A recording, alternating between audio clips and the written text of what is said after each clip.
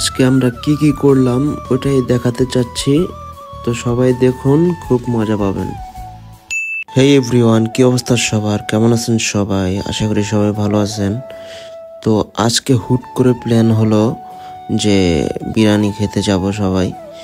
তো আমরা সবাই রেডি হয়ে তেসলা নিয়ে দাঁড়িয়ে আছি। তো আমরা তেসলাতে উঠে বিরিয়ানি খাওয়ার উদ্দেশ্যে রওনা দিয়ে দিয়েছি। তো আজকে যাব আমরা নারায়ণগঞ্জ কান্দিপাড়া বিরিয়ানি ঘরে। এই তো আমরা সবাই মজা করতে করতে তেসলাতে করে যাচ্ছি বিরিয়ানি খেতে। মাঝে নিজেকেও একটু ক্যামেরার সামনে আনলাম, তো সামনে কি কি হয় শুধু দেখেন। এই তো আমরা নবীগঞ্জ ঘাটে আসলাম, ফেরিতে উঠছি, সব ফ্রেন্ডরা মিলে ফেরিতে কথাবার্তা বলতেছি, সবাই সবার মতো ভিডিও করতেছে।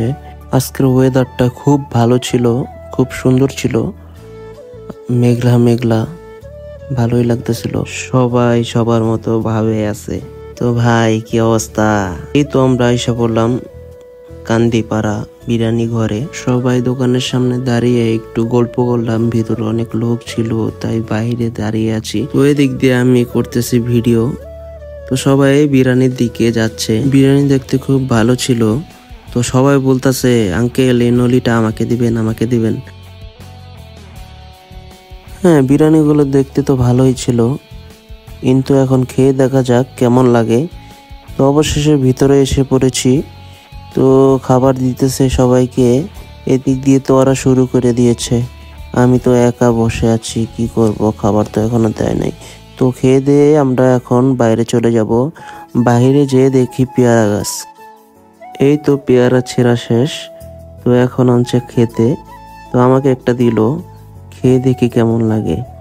হ্যাঁ, অনেক মজা ছিল। খেতে খেতে এদিক দিয়ে ওরা শুরু করে দিয়েছে ফটোশুট। দুইজন তুলতেছে আর সব তাকিয়ে তাকিয়ে দেখতেছে।